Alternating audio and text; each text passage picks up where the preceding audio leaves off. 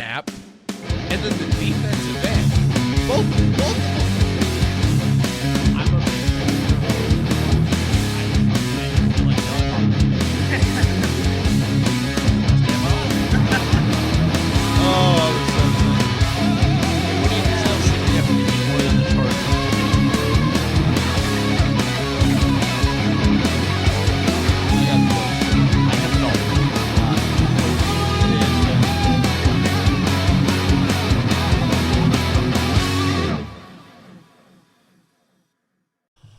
Welcome in, everybody. This is the Too Fat to Play podcast. I am Austin. That is Ryan. Week 8 is in the books. God, it's hard to believe we are effectively halfway home on this season already. And have no idea what's happening. Are you talking about just the Jacksonville State game we're watching, or the NFL and all? I wish I was talking about this clusterfuck of a football game. Okay, fair enough. But the NFL, to this point, usually we have a decent grasp on what's going to happen week in, week out. There's a couple of trap games. Every game's a trap. That sounds fair, yeah. This week's episode brought to you by Sticks Golf Lounge, just like always. Stop in, have a couple of swings, have a couple of drinks. Tell them Austin and Ryan sent you. Let's get into the Fantasy League. And just as a heads up, this is probably going to be a quicker episode. We did get started relatively late tonight, so we are going to probably push through a little bit more than what we have been the last couple weeks. Just as a heads up to everybody. Getting into the podcast, I took down Two Girls, One Cup, 152 to 118. Bullets Pearsall, high scorer of the week, because that's important. How do you lose to Brett and beat Lou by 80? Turn around and absolutely mollywop Lou. I have no idea, man. Speaking of Brett, he lost to Dad, 131 to 64. Fuck. Long Duck Dong takes down Two Thumbs Up. Team DWAC gets absolutely routed by number one Tallywhacker. That's some whacker on whacker crime right there. And Beefsteak takes down Kareem Pies 170 to 128. The Week 9 matchups, I am taking on Beefsteak. You get DWAC. Two Girls, One Cup against Kareem Pies. Riley Reed option against Long Duck Dong. What are you doing? Step Burrow versus number one Tallywhacker. And Two Thumbs Up versus Glory Be to the A-Gap. Standings going in. The King has returned at the number one overall ranking. I have reclaimed my crown. Number one Tallywhacker and Two Thumbs Up round out the 6 and 2 squads. At 5 and 3, we have Beefsteak and What Are You Doing? Step Burrow.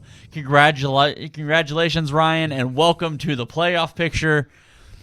The best of the mid teams at 4 and 4. And then rounding out the bottom half, we've got Long Duck Dong, the 3 and 5 teams of Riley Reed Option and Kareem Pies. And then we have 3 2 and 6 teams: Two Girls, One Cup, Glory Be to the A-Gap, and DWAC. It's so nice to be back at the top of this. I'm just happy to be back in the win column.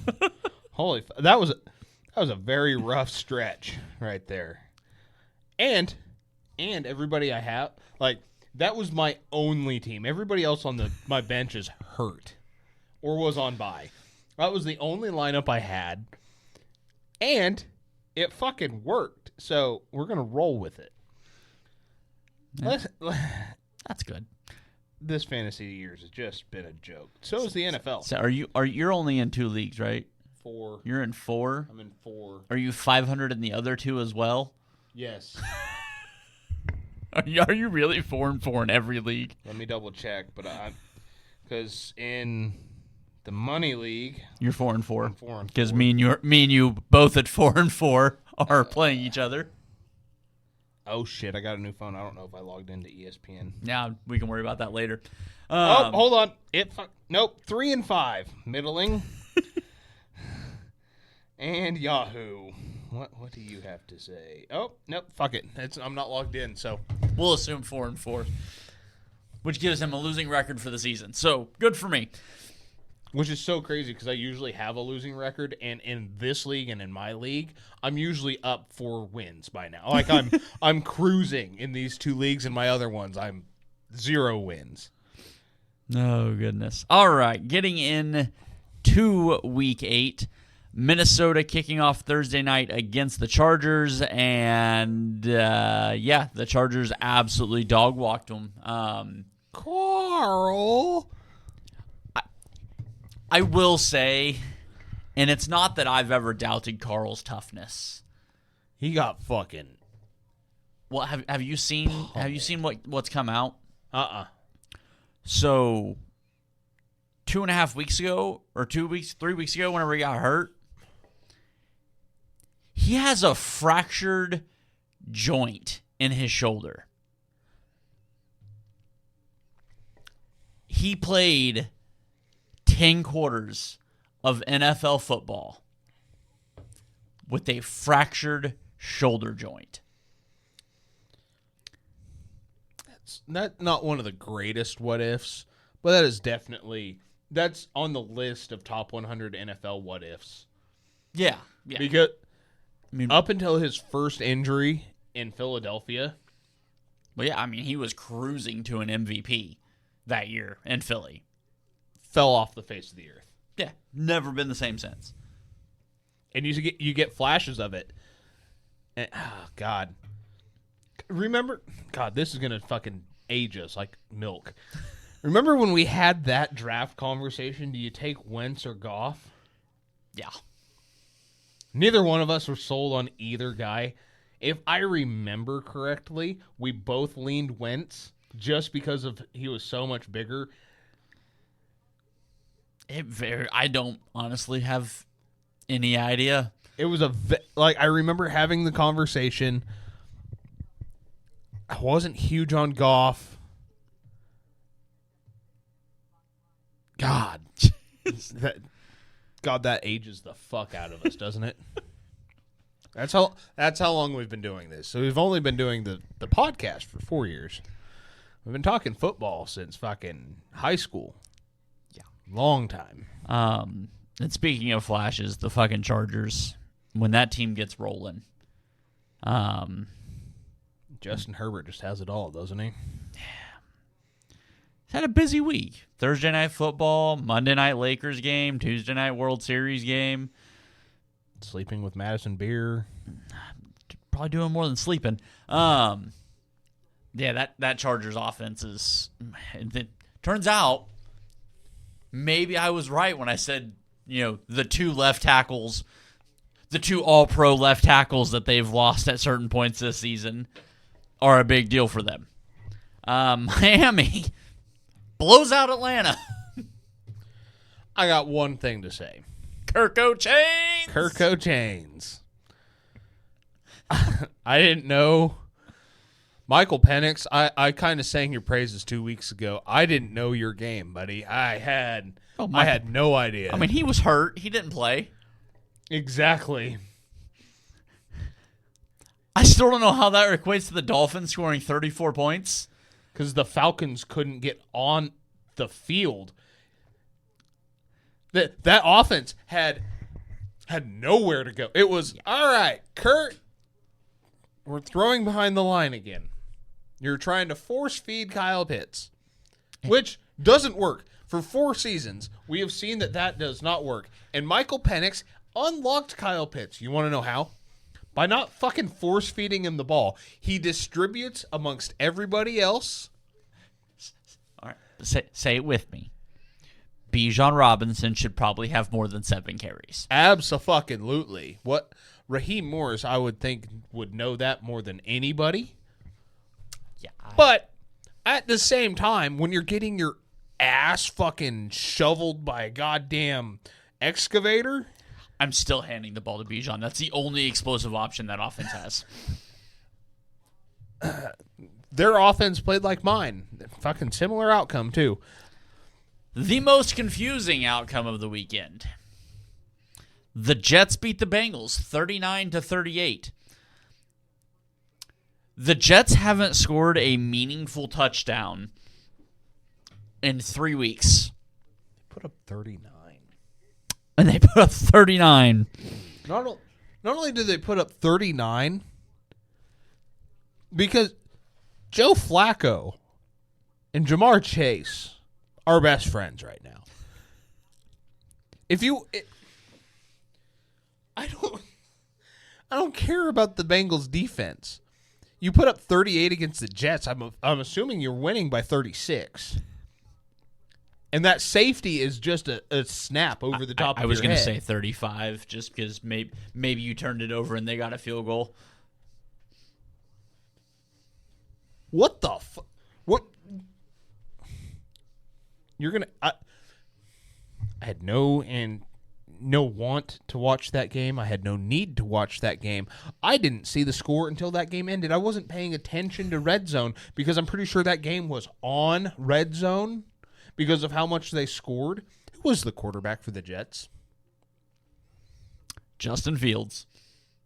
Because Tyrod Taylor got hurt at the end of the week.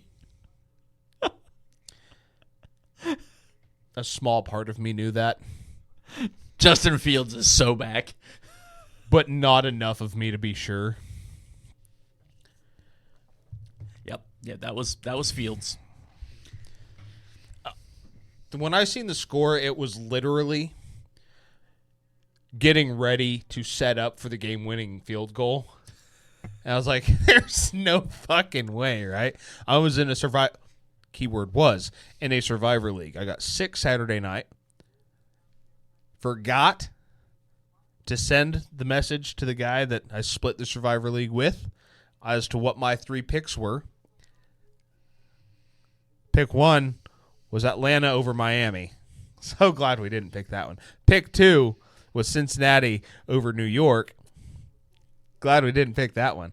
Pick 3 was San Francisco over Houston because Houston's been playing like dog shit all season. Obviously. We were out. There were 30 people left. There are 17. 13 people got eliminated this week.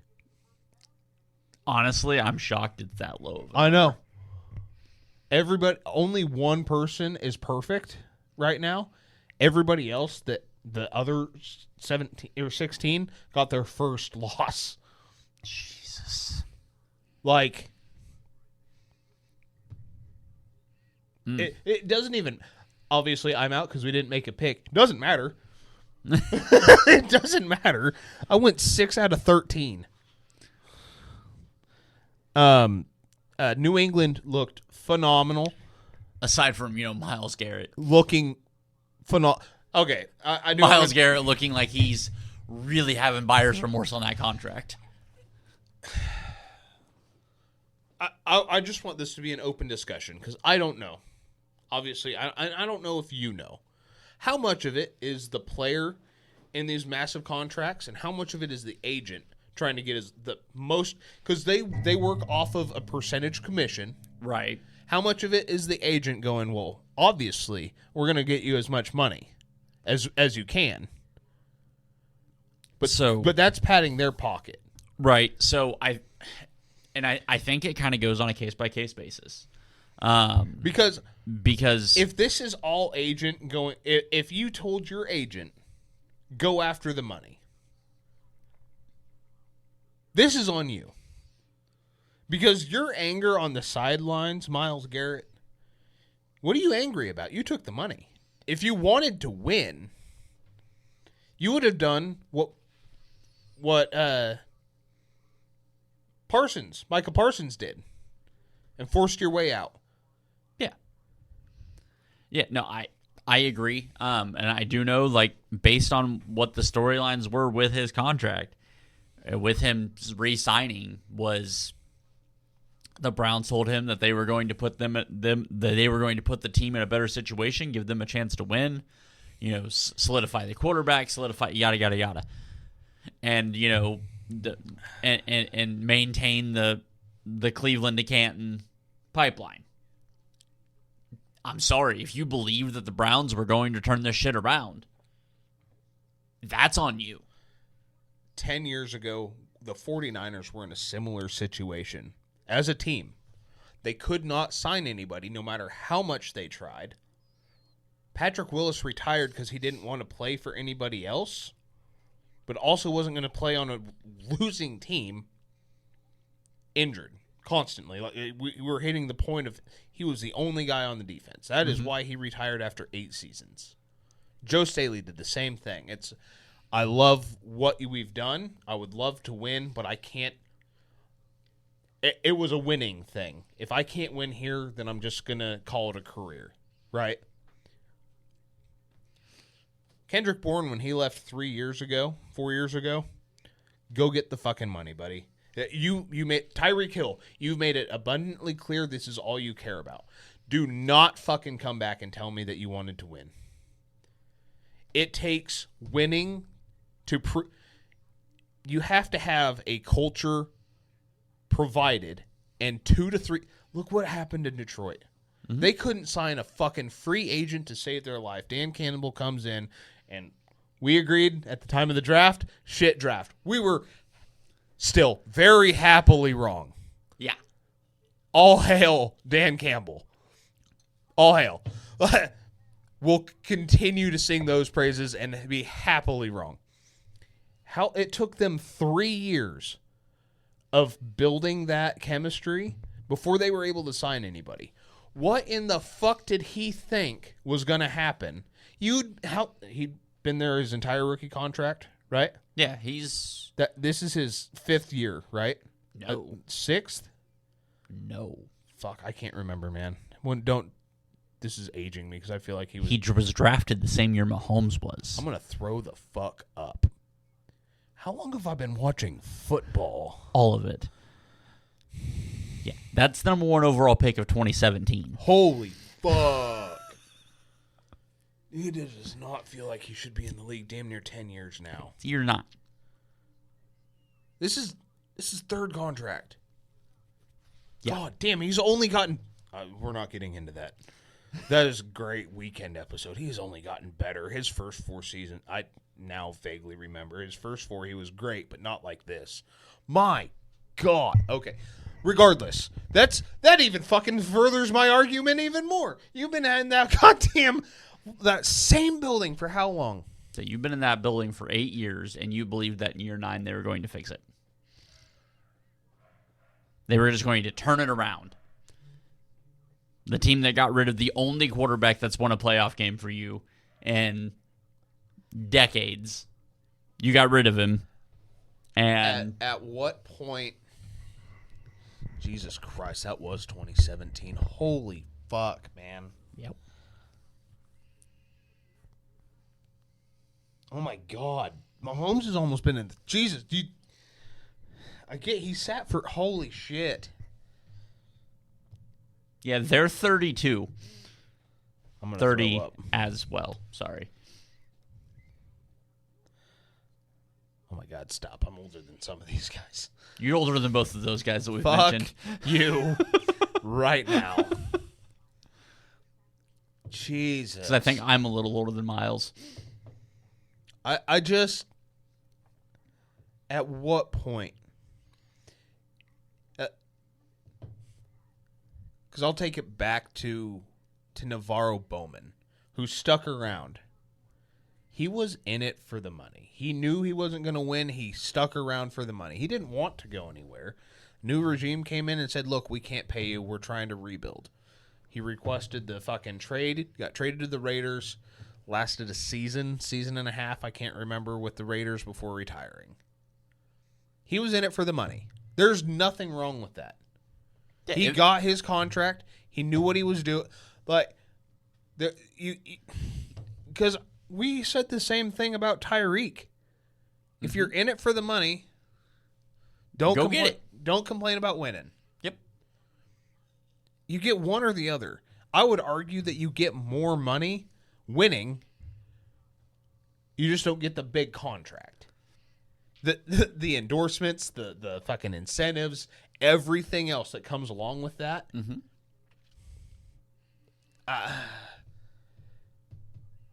I don't I don't understand it.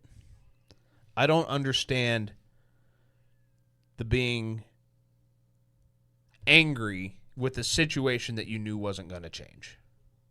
Yeah. Sad. Now, if he would have signed with, let's say, Detroit, obviously their coordinators go off. Let's say Detroit's not having the season that they're having, and they're a 2-win team.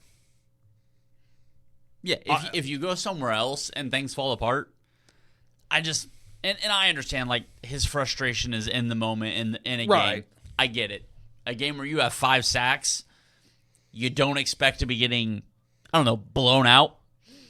Absolutely. He didn't have an interception, did he?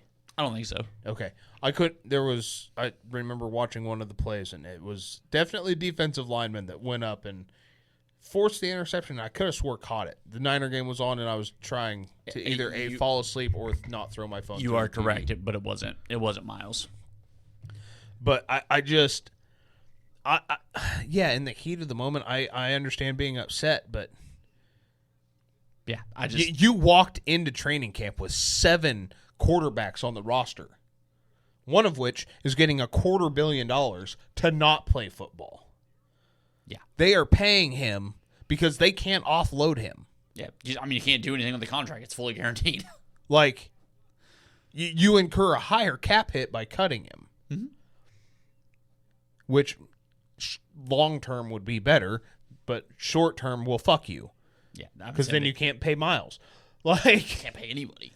So, I just don't understand sitting back, having the greatest defensive lineman performance that we've seen in decades, and being upset that the game is going the way that it's going. You are the team. Yeah. Yeah. So like I said, I feel bad, but at the same time, I don't. I hate to say that I hate to see another premier defensive lineman that's never going to have a shot at the Super Bowl. It's J.J. Watt all over again. You have an elite, one of the best, certifiable Hall of Famer. He may never sniff the playoffs again. It's absolutely ludicrous. Because he bought into the bullshit and picked the money. New York, and I told you this before, it is Scattaboo this week since it's Halloween. I'll take it. Goes down with a gnarly-looking ankle injury. Visually, when they carted him off, it looked like Fred's. They got to the hospital. It was worse than Fred's. They're expecting him to be back for training camp. Yeah. I've seen estimated recoveries 4 to 6 months. Nuts. Gnarly ankle injury. I also want to say that the 38-20 was not representative of that game. At no points were the Giants out of that game. Yeah. It took until the final whistle for me to go, okay, I think the Giants might lose this one. Because every time I turned that game on to watch it, it was like, fuck, the Eagles scored. Jackson Dart is making fucking lemonade out of piss. Yeah. Dude, the Scattaboo injury definitely took some air out of the sails. And the Giants looked like they had absolutely no fucking answer for Saquon, though. They didn't, which is crazy because 2 weeks ago. Fucking their backup running back. Yeah, I wanted to say Swift, but Nope. It's not Swift anymore. It's Tank Bigsby. Thank you. Ex-Cardinal. And like 7 other teams. Yeah. Buffalo blows out Carolina. Okay. I know we called Buffalo winning that game, but we also thought that the Carolina Panthers were going to throw something at the Buffalo Bills because Andy Dalton. That's all I got. I don't know. The Ravens beat the Bears 30-16. All right. You and I talked about it beforehand. Asked to go on the show. Obviously, to you, it's kind of like beating a dead horse. At this time, it's kind of like beating a dead bear.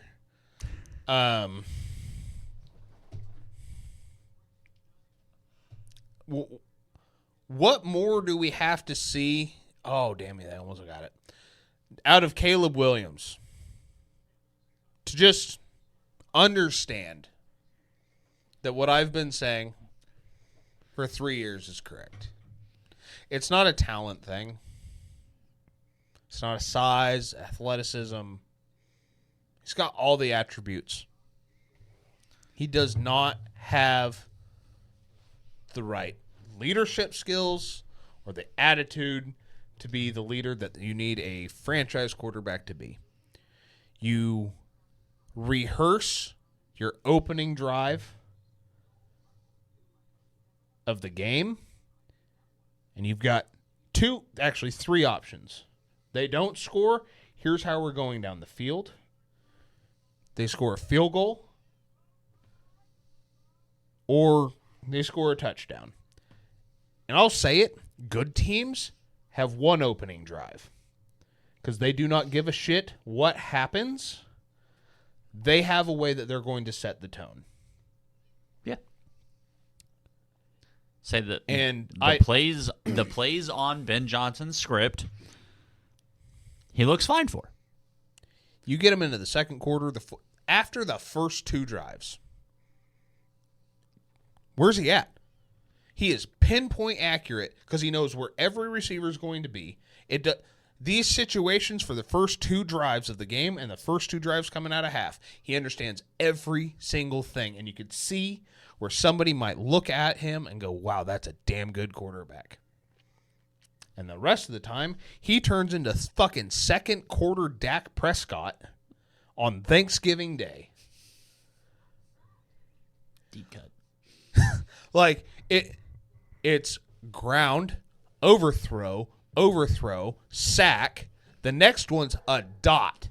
A fucking dot to a wide open receiver who makes you go, okay, the slide's over, and then back to fucking into the ground, overthrown, underthrown, behind the receiver. Way outside. Yeah. He's all over the goddamn place. Caleb Williams is not it. Ben Johnson has done such a good job. The first 4 games of the season, he was able to dumb down that playbook. Like, hit your first read. If it's not there, hit the check down. He tried opening it up these last 4 weeks, and it's looked like shit. If you cannot open your playbook up, you do not have a franchise quarterback. Yeah, Caleb, and going back to what I said before the draft, before he was drafted, in Madden, you take him every time because you don't have to worry about what's between his ears when you're playing the video game. Caleb is, I mean, and I think it's a bad marriage between head coach and quarterback as well. You've got an offense that is predicated on timing and accuracy. That's definitely not Caleb's strength. He's an improviser, but I think it's a combination of a bad marriage, but also if you can't manage to run Ben Johnson's offense, I have a hard time believing you're going to be able to be successful. Jared Goff has looked like a fucking MVP candidate. Yes. Not that Jared Goff... Not that Jared Goff's a bad quarterback. Jared Goff's also a number 1 overall pick. Who's been to the Super Bowl. Like, granted, yeah. Sean McVay. Sean McVay and Todd Gurley. And that's why they lost that Super Bowl, is because they didn't have Todd Gurley. But, yeah, I still don't understand how the Ravens scored 30. Dude, Snoop Huntley was like, wait a minute. I cosplayed as Lamar before. I was just supposed to do this last week. Which furthers the question that I asked last week. Why is it that when Lamar went down, you went, Cooper Rush, you're our guy? Snoop Huntley should be your only fucking backup. It's the only thing that makes sense. Like, Either that or go grab a wide receiver. wide receiver. Fuck, RG3's around here somewhere. Like, I know. something. You don't have... You don't have Cooper Rush backing up Lamar. Jackson. Yeah, that was so dumb. Yeah, that was very surprising. The Bears defense got a little... the Bears defense reminds me a little bit of the 49ers defense. Mobile quarterbacks seem to be their weakness. Yeah. Speaking of the Niners, when you come out flat and your first fucking 3 drives, you try and push the ball downfield, you go down 3 scores in the first 3 drives, what do you think's going to happen? As well, on the other side of the ball, Houston fucking, I think they figured it the fuck out, because that was the team that we've been expecting out of them. Yeah. I am now confused on, is this Houston or was that D'Amico Ryans being like, no, fuck you, you ain't getting me? Like, yeah, I have no idea. I really don't. Because I watched that game and everybody on my defense was confused. Like, it didn't make any sense as to what my defense was doing, but then I looked at it and my corners were doing what they were doing.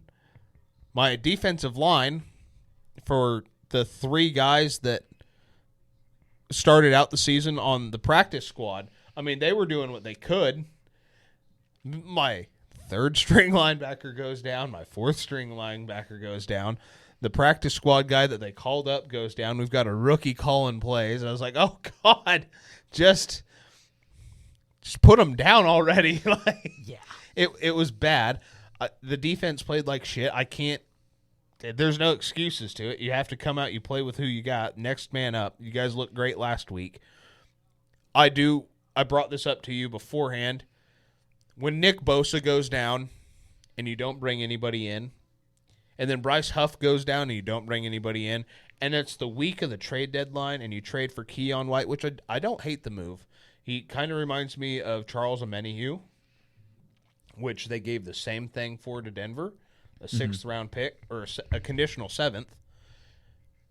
And, I mean, size, he's Charles Omenihu. And you've got him under team control. If he turns out to be 3/4 Charles Omenihu, congratulations, you've got a fucking steal for a 7th. A 6th and a 7th, I guess, because if he plays if he's active 7 games, it goes back. And this is the one that got me. 2 years ago, you give I think a 7th for Clelin Ferrell. 1st round pick. And he lights it up. A Raiders 1st round pick. Calm down. The next year they got the other 1st round pick from the Raiders, Arden Key. Both guys went on after playing with Chris Kasurik to sign 2-year big contracts. Arden Key has been able to keep it up. Clelin Ferrell did not. Right. I'm not saying you bring him in on a huge contract, but he produced. The talent was there to at least be in the conversation as a day 2 guy for 32 teams, and the Raiders took him day 1. It was the Raider thing to do, and honestly, I didn't quite hate the pick as much as I was getting. I mean, I loved the pick. I was thinking like much later in the 1st round. I was not thinking like 9. I think he went 7 or 9 or some shit like that. Or was it 4? I thought he was like number 5. I know it was early. It was top 10. But no, it was 3. It was number 3. I'm pretty sure he went 3. Because that was the year that the Raiders had like 9 1st round picks. Number 4. Was 4? Fuck. Yep. Yeah, I didn't like it at 4. But he produced in your system. When Nick Bosa goes down, I feel like that's the first guy you call. If he's still in football shape and he's produced in your system, and your system got him a big contract elsewhere, why is he not on your roster for cheap right now? Why are we waiting to the deadline? It didn't make any sense to me. I do like the trade, especially for what you give. It's cheap if it works out, which, I mean, Keon White was a Patriots second-round pick who looked really good last year and then hasn't done shit this year. He's kind of just been tossed to the side. He actually led the Patriots last year with sacks and pressures. So, can't complain. I'm just ready for my quarterback to come back. Mainly because Mac Jones is hurt as well. And Juwan Jennings needs to be traded. Do you want him? No, I just want Brees Hall. Look, I'm not saying that I'll give you Juwan, but I'll give you a deal. How about like a fifth? I have $1.8 million available in the cap right now. This guy had 1,000 yards receiving last year and has 220 this year. I think he'll take really whatever need a wide receiver. Fuck you. Take him. Okay, but you're getting Hollywood back.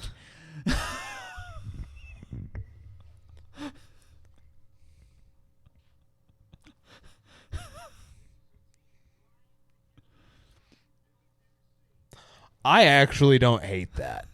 It's also making $11 million a year, so. Man. So just as a sidebar, I went back and I'm looking at that draft class for Clelin Ferrell. Because that's the 2019 draft.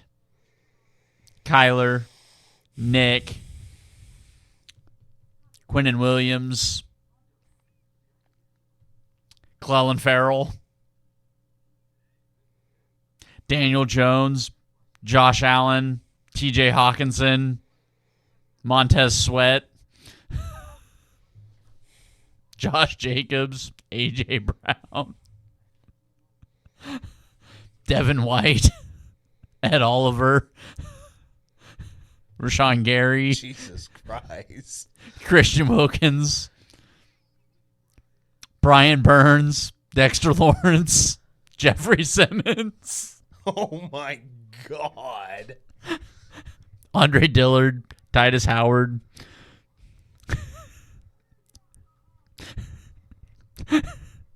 Jerry Tillery, LJ Collier, Caleb McGarry.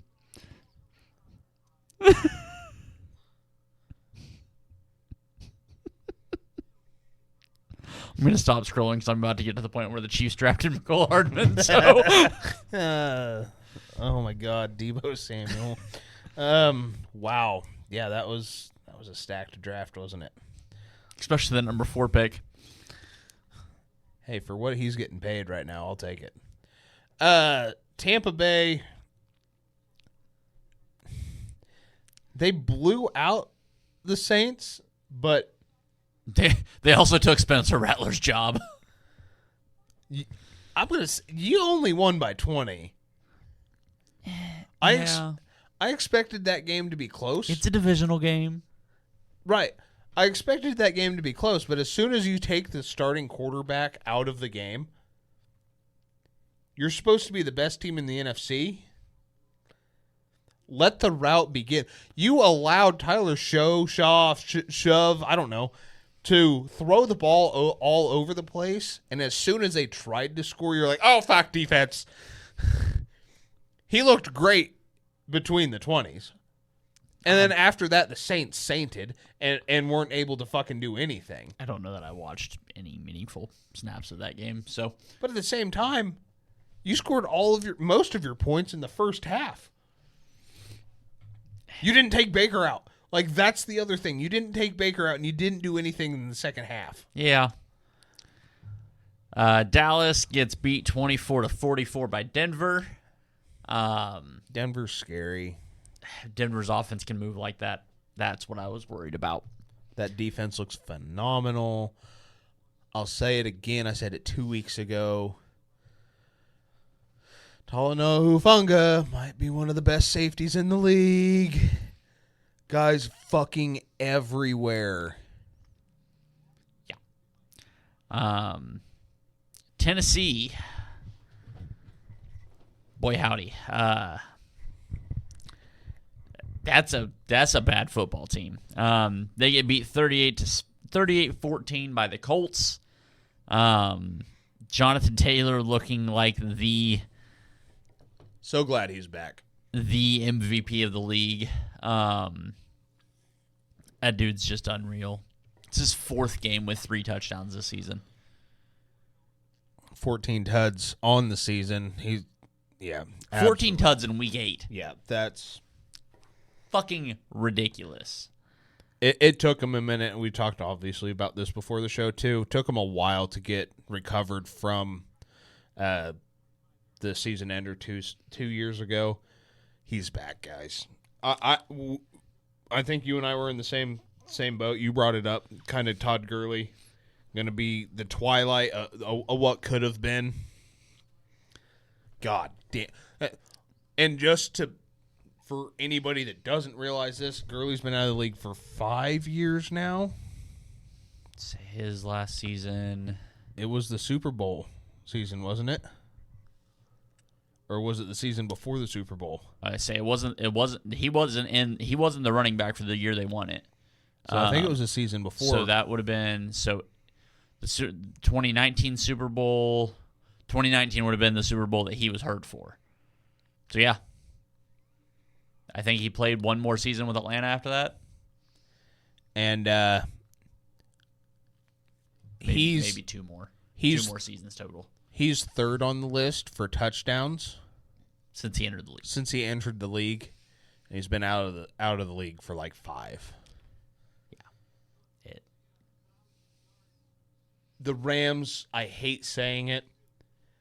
Sometimes the Niners do to linebackers like the Rams seem to do with running backs. Eric Dickerson, Todd Gurley. How about I bring up a name that nobody likes to remember? Steven fucking Jackson. Yep. Does that ring a bell for anybody? I've heard the name once or twice. If you haven't heard the name, go back and watch some highlights. Yeah. You'll hear me crying in the background because a lot of them were against the Niners. My God, that guy was a fucking workhorse. God damn. I wish I could have appreciated him while he was in the funny enough, he ended his career in fucking Atlanta too. It's where a lot of people end their career. Green Bay and the Aaron Rodgers revenge tour. Green Bay stifled the shit out of it. 35-25. Pittsburgh's defense is in trouble. Big trouble. I don't really understand why they're in big trouble, because they should be good, and they're not. They did just trade for a safety. But, yeah, that defense is in trouble, and that Green Bay appears to be getting back on course for what we thought they could be earlier this year. I haven't looked to see who they play this week, but we'll get to that in a minute because I think I might pick them to lose just out of principle because it seems like the right thing to do. Seems like the Packer thing. Yeah. Well, and the other big part of it is Micah is healthy. Micah's looking like he did in week 1. Say the back injury has definitely appears to have been resolved, and he is back to full go. That Packers team looks good, and it's funny because if you look at Vegas right now, the Ravens are the odds-on favorite to win that division at 2-5.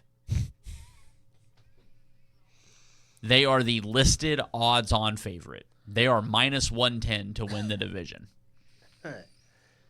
That means that Lamar comes back and they run the table and everybody else goes 500. Well, the Browns would have to get there. We're not talking about the Browns. Second place, would be at around 500. Which, I mean, the Steelers are 4-3 now, so They started out 4-1, didn't they? I think so. I get that's only 2 in a row, but Yeah.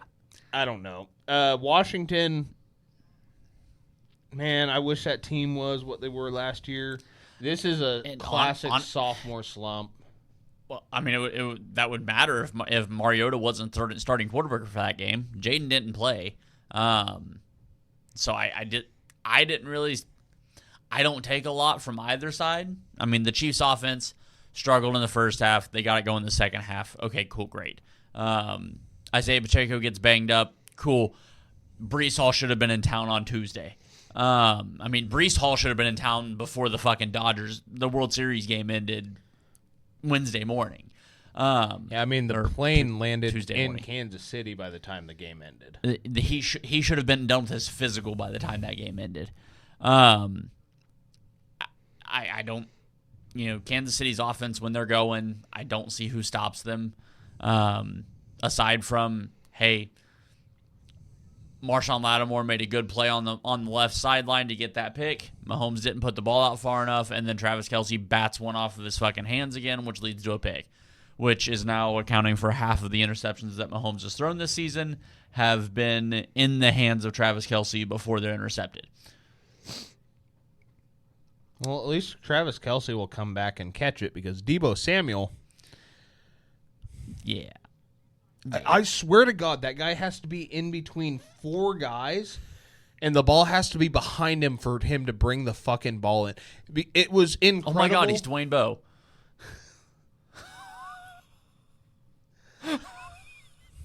That's not a terrible. You know what I mean? Like the perfect ball, and he drops it. It's the most uncatchable ball, and he makes the most incredible catch of his life. I seen it last year. I'm seeing it again, which sucks because he was so electric for so long. Yeah. And then just off a cliff. God. I really wish. I just wish it could have been sustainable.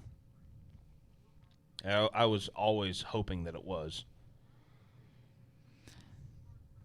Yeah. Yeah, so like I said, I don't put too much stock into it. The only thing I can say is, hey, the Chiefs need to trade for Breece Hall now. I would have thought he'd already been in Kansas City. I'd have thought this trade would be done by now. I think that's the one thing that needs to happen.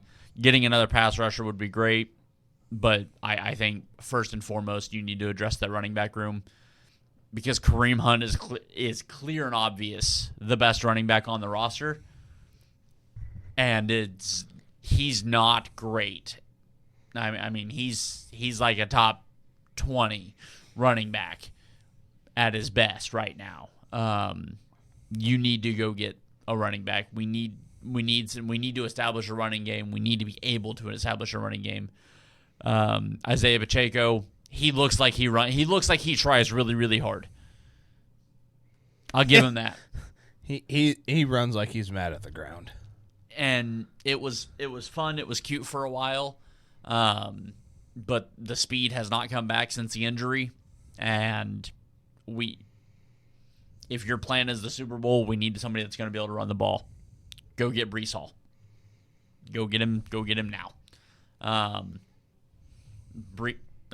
Something. Fuck, at this point, go get Tyrone Tracy. Get somebody that can be your back, and Breece Hall makes the absolute most sense.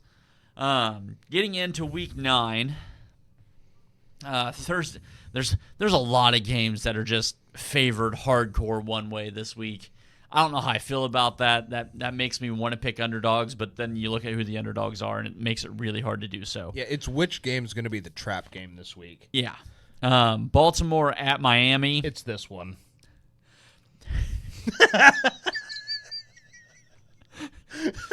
Lamar's back. Everything appears to be going back to the way it should be for the Ravens. Miami, God, you just never know what you're going to get. So I've got a theory on Miami. I think McDaniel and Tua hate each other. And McDaniel has been like, I will show you two things. That without me, Tua's bad. I will run a basic offense and make him be the focal point. And then I'm going to turn around and I'm going to show you what I can do with a scheme and a shit quarterback. So you can either get me a new quarterback or you could fire me. He is cocky enough to pull some shit like that. And last week makes me wonder if that's not what he did. It's hard not to believe it. In that note, I am taking Baltimore. Oh, I'm taking Baltimore as well. Miami confuses and concerns me. Chicago at Cincinnati. I hate this game. And it is a true pick 'em based on the numbers that I have in front of me. I think it's a true pick 'em.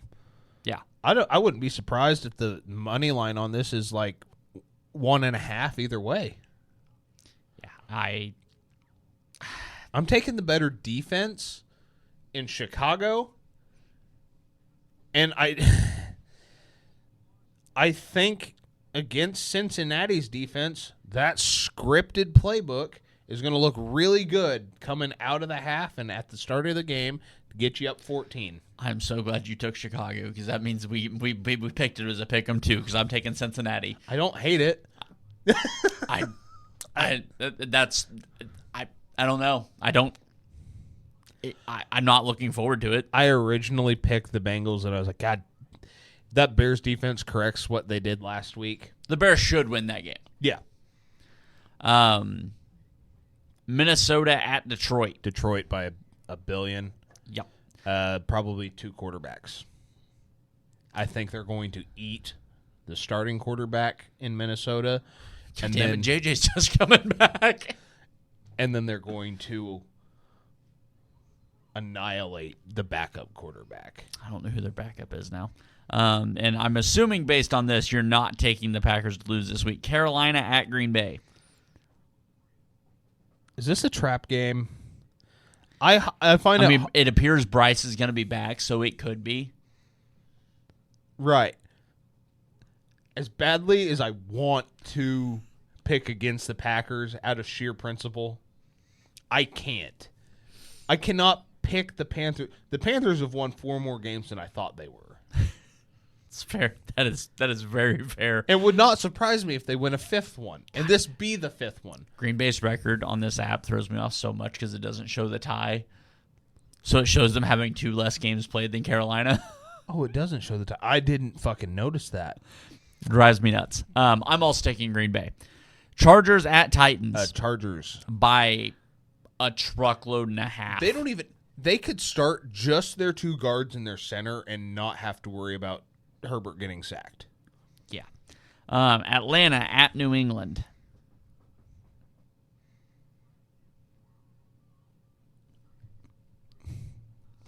New England should annihilate the Falcons. I think. What is the NFL? The Patriots are the better football team. Yeah, I'm a very, very similar take. I don't know what the fuck Atlanta is still.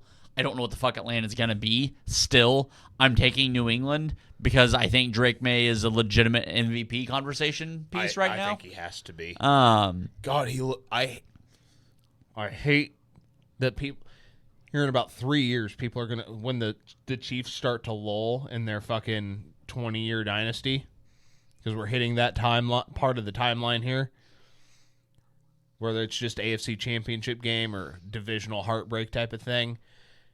Fucking Patriots fans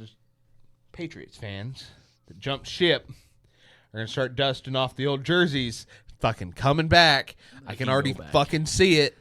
Yeah, that guy looks for real. San Francisco at New York. If Scadaboo was playing this week, I would probably actually lean the Giants. Diamador Lenore has quietly been one of the top 5 corners in the league. And Jackson Dart, as much as I like him, he likes to throw into areas he's not supposed to. And Robert Saleh, after a showing like last week, is going to be bringing the heat.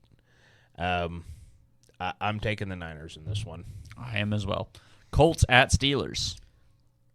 I think the Steelers are going to get fucking pummeled. I think the Colts are going to win this game, but this is one of those games that I do feel like you can go, oh shit, they got them. Like, if the Steelers kick a game-winning field goal to win this thing, I don't think I'd be shocked. The only result that would shock me would be a blowout, Steelers over the Colts.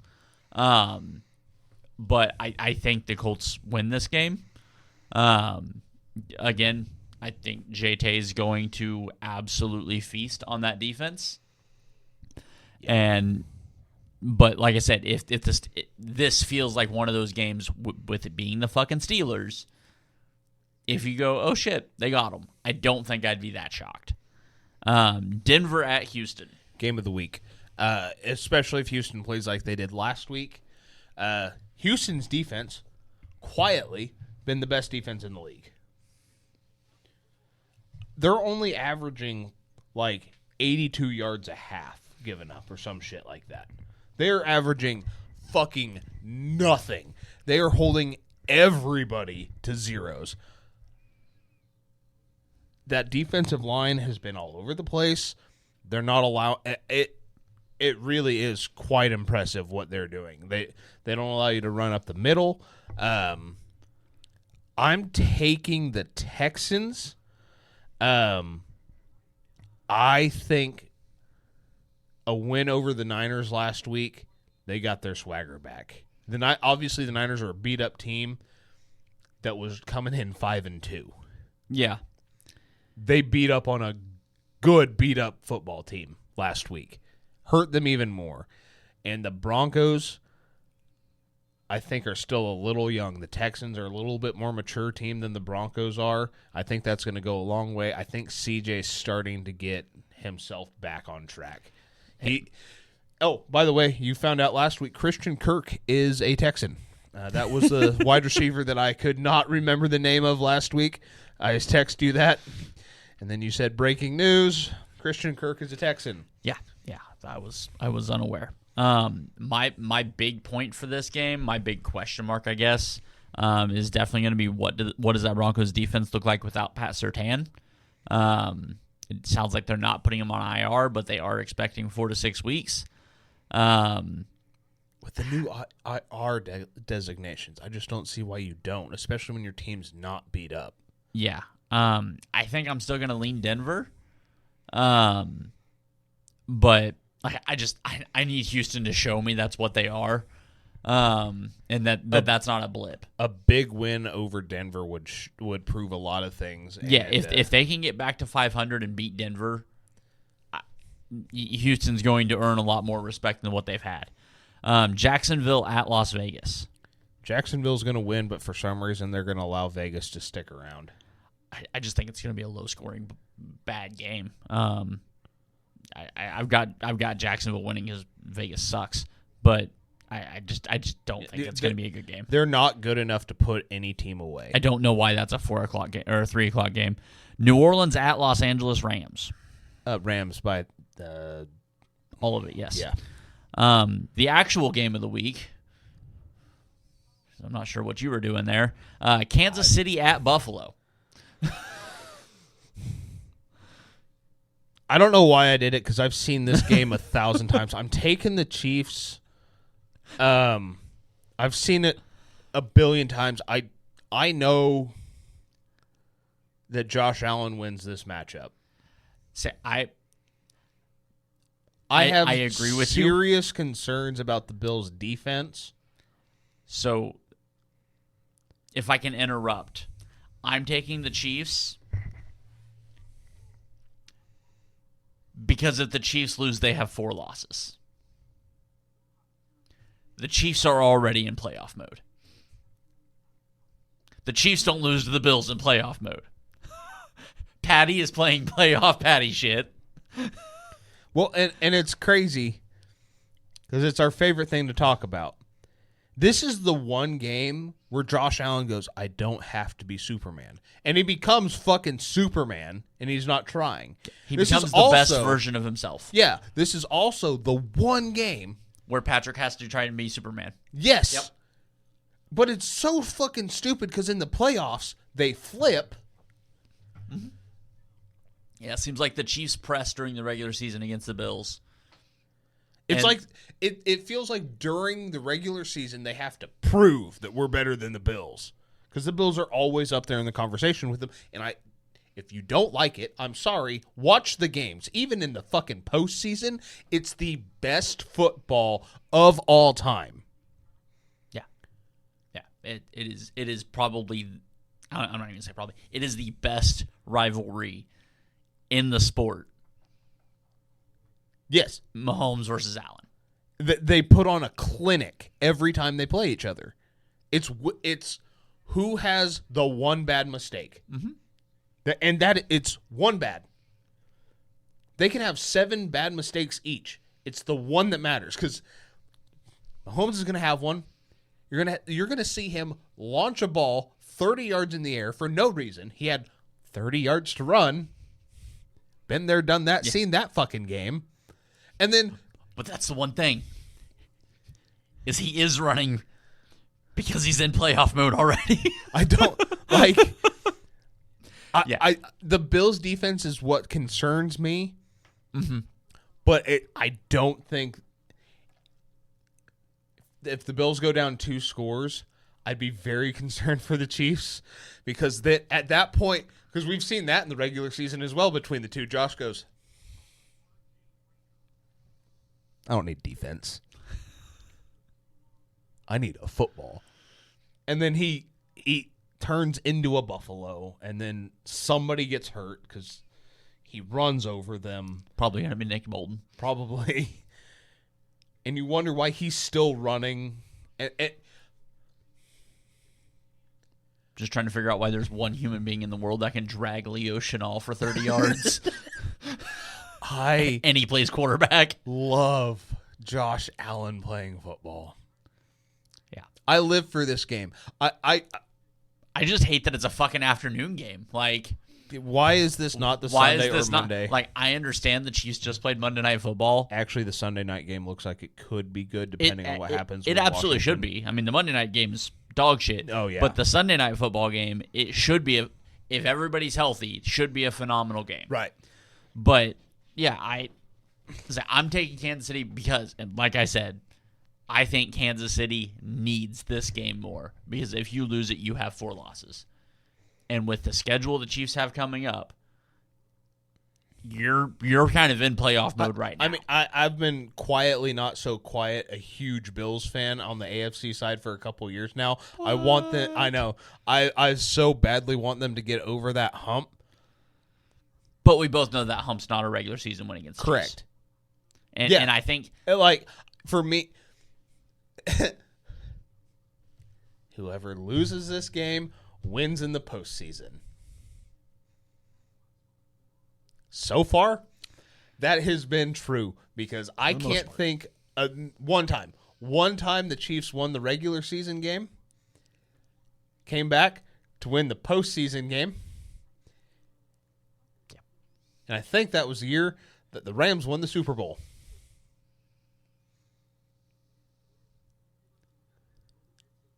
I don't remember. It might be. I have to. I'll look. have to double check that. But- that would be a hilarious coincidence, wouldn't it? You beat the Bills twice. That's the year you don't go to the Super Bowl. Yeah, because you played the worst fucking half in the championship round ever. But say the Chiefs go Bills, Broncos, Colts for their next 3. Like the Chiefs are in playoff mode right now because if you go 1-2 through that, you have 5 losses. That's rough. Yeah, That's rough. the Chiefs are in playoff mode right now. And they have to be. Yeah, They literally have to be. because of what they've done. And honestly, because of the fucking Jacksonville game, you have to be in playoff mode right now. Fucking Jacksonville, both of our teams this year. How the fuck did Jackson... That's not a good football team. correct. Seattle at Washington on Sunday night. That's Every bit of this should unfortunately, be a good game. Terry McLaurin's out. That sucks. But I think I have to ride with the take I took last week. I think Seattle's probably the best team in the NFC. I'm taking Seattle. I think you have to. JSN and fucking Darnold are otherworldly right now. Kenneth Walker's running all over the goddamn place. The Seahawks defense looks great. The Seahawks are going to be 500 in the division by the end of it. The entire division is going to be 500 within the division. It's going to come down to Week 17. Welcome to NFC West football. I'm so glad I'm getting older and maturing to where I can just appreciate it a little bit more. I still hate it. I still hate the Seahawks, but damn it, I do like me a good underdog story, and Sam Darnold is that. Yeah. All right, and Monday Night Football, Cardinals at Cowboys. I'm going to take the Cowboys, I guess. There's some weeks I'm really glad I bowl on Monday nights. I'm taking the Cardinals. I don't hate it. I almost did a couple of different times. I don't know why. But none of the Cardinals' losses this season, and they've lost a lot, have been egregious. It's always been like two plays that you just go, Jonathan Gannon, what the fuck were you thinking? Or Kyler Murray, what the fuck were you thinking? Or Marvin Harrison, what the fuck are you doing? Right. Like, yeah, it's... And the two games that they put it all together, this feels like one of those games where like everybody, because the Cowboys are such a huge market, everybody in their dog is taking the fucking Cowboys. For them to go, we are a legit team in the NFC West. Here's how we prove it.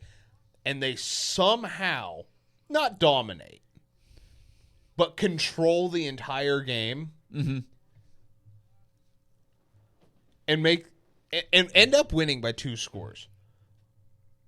Yeah. And it doesn't make any sense because James Conner's out. And it's that was a damn good catch. And it's McBride making all of the plays on offense. Just that guy looks so good this year. So good. So good. I had him as my tight end 1 last year, and I was a year off. Yeah, he's good. But at the same time, the Cardinals are so bad they can't fucking win a game. Yeah, so I don't. The better team's the Cowboys, and Cowboys suck. But I mean, the offense is spectacular. Like oh God, George Pickens, man. I mean, when you combine that offense and you have Javonte Williams in the backfield, Dak, we all know what Dak is. Dak is a damn good thrower of the football. And then you put CeeDee Lamb, Kevontae Turpin, George Pickens. That offense can fucking run. Their tight end, Jake Ferguson. Jake. I wanted to say Tyler Ferguson for some reason. Yeah, that the offense can run, and it's fun to watch. But it's... At the same time, that offense doesn't make any sense because they'll score 30 points in a quarter and not score again with 7 turnovers. 3 being fumbles, 2 being interceptions. The other 2, you're not entirely sure what happened, but the other team has the football.